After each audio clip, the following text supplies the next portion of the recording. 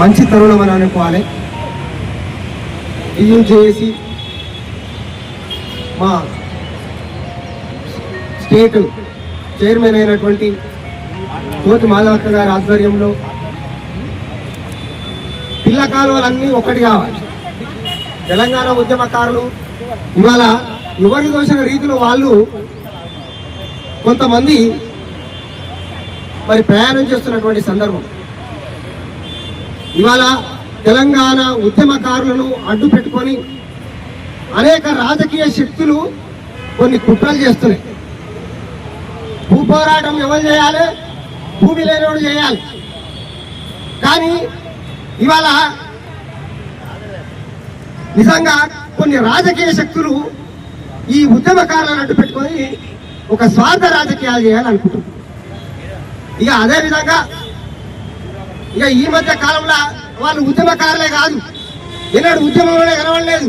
కానీ ఇవాళ ఉద్యమకారుల కోసం కొట్లాడుతున్నారని చెప్పి మేము కొట్లాడుతున్నామని చెప్పి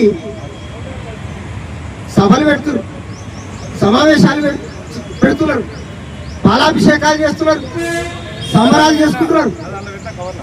ఇవాళ దీని వరకు అనేక కుట్రలు ఉన్నాయి మిత్రుల.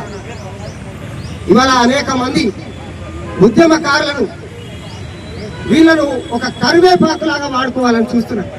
కాబట్టి మిత్రులారా, ఇవాళ నిజంగా మనం చేయాల్సిన పని ఏంటంటే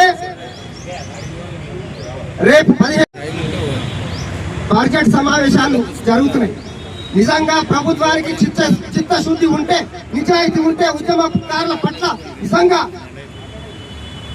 వాళ్లకు నిజంగా ఒక చిత్తశుద్ధి ఉంటే రేపు అసెంబ్లీలో ప్రత్యేక బడ్జెట్ కేటాయించాలి ఉద్యమకారుల కోసం. ఇవాళ హామీ ఇవ్వడం కాదు, దానికోసం ప్రత్యేక జీవనం తీసుకురావాలి, దానికి చట్టబద్ధత కల్పించాలి. ఇవాళ ఎవరికి దోసిన విధంగా వాళ్ళు సంబరాలు చేసుకుంటున్నారు. నేను గతంలో కూడా చెప్పిన, ఇవాళ నిజంగా హైకోర్టు తీర్పును గౌరవిస్తూ మీరు నిజంగా ఇవాళ ఉద్యమకారులకు ఇచ్చినటువంటి హామీలను నెరవేర్చినట్టయితే ఇవాళ మీ ప్రభుత్వాన్ని ప్రజలు గౌరవిస్తారు. లేకపోతే గతంలో మమ్మల్ని వాడుకొని, గతంలో మమ్మల్ని మోసం చేసి అమరుల సమాధుల మీద పునాదులు కట్టుకున్నటువంటి వాళ్ళు ఇవాళ ఏడున్నారో మీ అందరికీ తెలుసు. రేపు ఈ ప్రభుత్వానికి కూడా గదే గతి పడతారు. కాబట్టి మిత్రులారా, ఇవాళ పిల్ల కాలువలన్నీ ఏకం కావాలి, ఉద్యమకారులంతా ఒకతాటికి రావాలి, మరో పోరాటానికి సిద్ధం కావాలి మన హక్కుల కోసం.